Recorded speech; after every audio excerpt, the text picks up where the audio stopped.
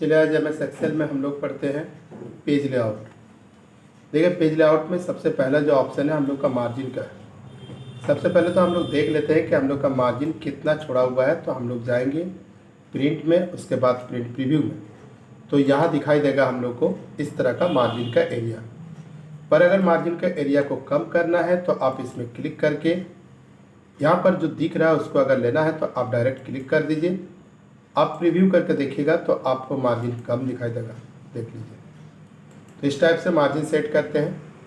Page लंबाई की चौड़ाई में आप प्रिंट करना चाहते हैं, पोर्ट्रेट ऑलरेडी डिफ़ॉल्ट रहता है। आपको अगर चाहिए चौड़ाई में तो लैंडस्केप कर दीजिएगा। अब यहाँ से देख सकते हैं प्रिंट प्रीव्यू में आपको ये लैंडस्केप में यानी चौड़ाई में आपको दिखाई देगा।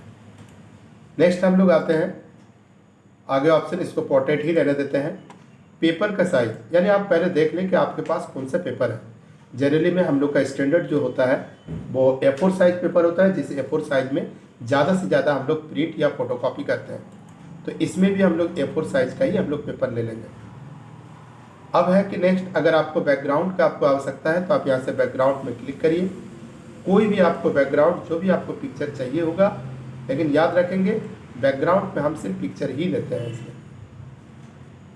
अगर हम इसको लिए इंसर्ट कर देंगे तो वही हम लोग का बैकग्राउंड, जहाँ हम लोग का मैसेज जो है उतना अच्छा से दिख नहीं पा रहा है।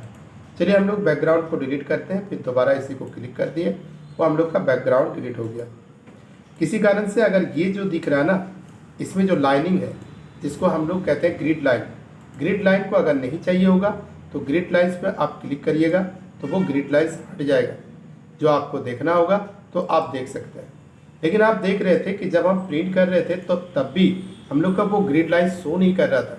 पर आपको अगर शो करवाना है तो फिर आप क्या करोगे, इसमें एक प्रिंट ऑप्शन है, ग्रिड लाइन्स के नीचे आप देख सकते हैं, उसको क्लिक करिए।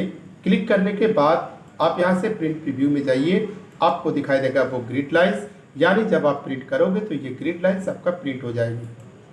चलिए हम ग्रिड लाइन्स को हटाते हैं यानी प्रिंट के समय। अब यहाँ हेडिंग्स क्या होता है? हेडिंग्स का मीन्स होता है यहाँ जो ABCD में आपका कॉलम का नाम दिख रहा है, इधर जो रो का नाम 1 2 3 4 में दिख रहा है। अब इसमें से अगर ये हम लोग को प्रिंट में चाहिए होगा तो फिर हेडलाइंस का प्रिंट में क्लिक कर देंगे, तो यानी वो हम लोग का प्रिंट के समय भी दिखाई देगा। अब देख सकते हैं ABCD दिख रहा है, इधर से 1 2 3 4 दिख रहा है। इस तरीके से इजीली बहुत सारे काम कर सकते हैं। अब एक बात, आप जैसे कभी कभी ऐसा होता है कि गलती से आपका क्या हुआ, ये ABCD या 1 2 3 आपको नहीं दिख रहा होगा, और ये नहीं दिखने का कारण होता है हेडिंग्स में आप देखोगे व्यू है, इसमें अगर यह हाइड हो गया होगा तो फिर आपको नहीं दिखेगा, और आपको देखना होगा तो आप यहाँ से क्लिक कर देंगे। अब यहाँ से बहुत सारे ऑप्शन है, जैसे ब्रिंग फ्रंट है, सेंड टू बैक है।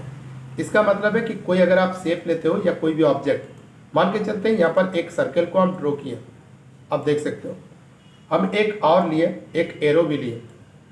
अब हम चाहते हैं इस एरो का, चलिए कलर भी ले लेते हैं। हम एरो को चाहते हैं पीछे तरफ ले जाने के लिए, पेज लेआउट में जाएंगे, सेंड टू बैक कर देंगे, देखिए पीछे चला गया।